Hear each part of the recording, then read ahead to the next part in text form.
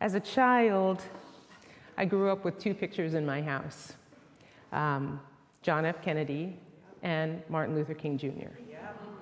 And probably unlike many of you, we didn't have frames, so they were just taped on the wall, because that's all we had.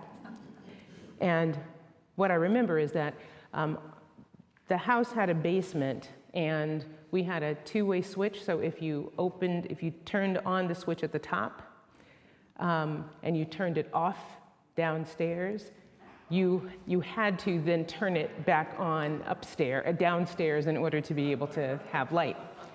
And so it was very typical that my brother would turn the switch off downstairs because his bedroom was down there, and that when I went to turn it on, I couldn't.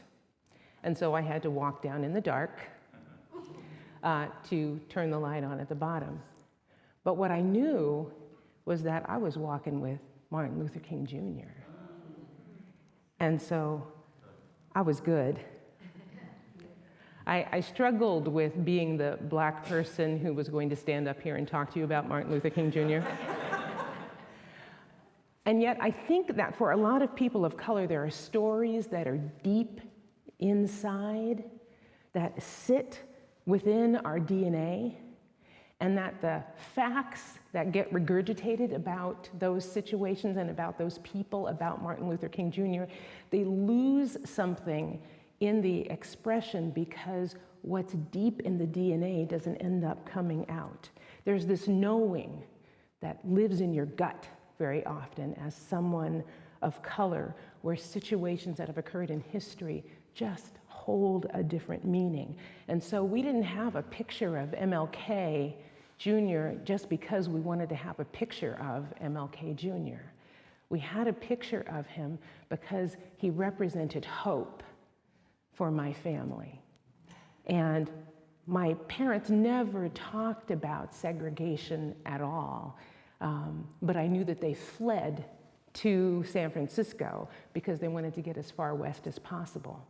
And they embedded in me the idea of hope, the idea that things could be better. And so every time I saw that picture of him, it meant something. And so I think that sometimes we miss something that's really important when we just regurgitate the facts over and over. So I want to visit Martin Luther King Jr. with you through the lens of a word that is very typical in spiritual communities and also here, and we will use it here. I made Momo nervous when we saw how many times light was showing up. But I'm going to talk to you about darkness, and I just want you to be open to the idea that it's not a place of fear. It has been used as a racialized term for many people of color, so that things that have to do with dark aren't good. It's this connotation of a place of emergence, the place that's bad, that doesn't serve us, that we need to get into the light, the good place, where we need to be. And it sounds good, but I wonder if we can just be in the darkness for a little while and see what we can learn from it, see how we can breathe through it, and maybe we can hear the darkness as something that represents not an absence of divine spirit, but a presence of understanding, or a place where we can go where knowingness occurs.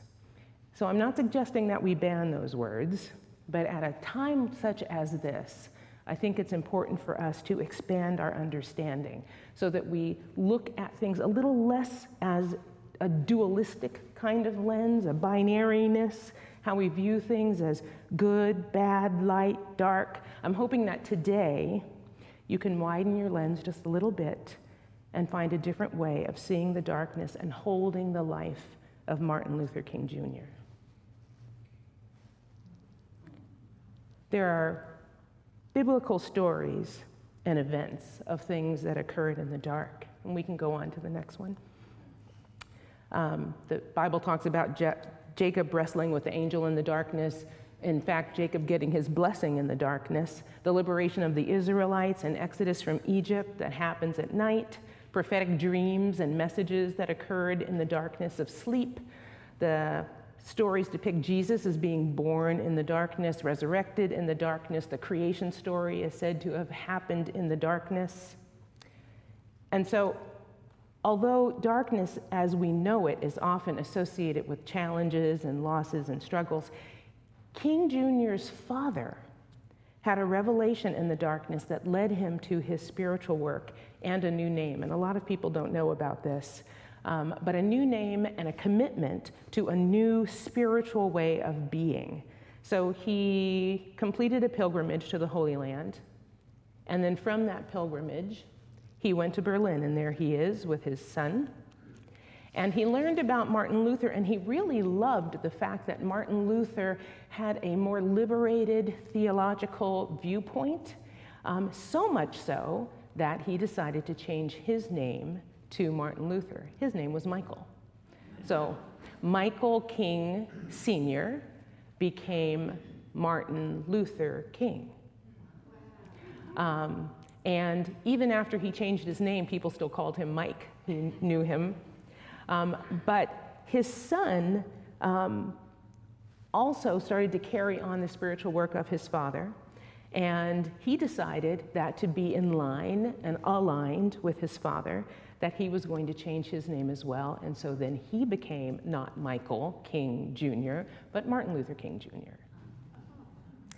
And people still called him Mike too. King Jr. met people in the darkness of their social or political or financial or religious devastation and disenfranchisement. And from that place, he did some of his most inspiring work, and the work that we now know was work that he did from a place that many people would consider in the darkness.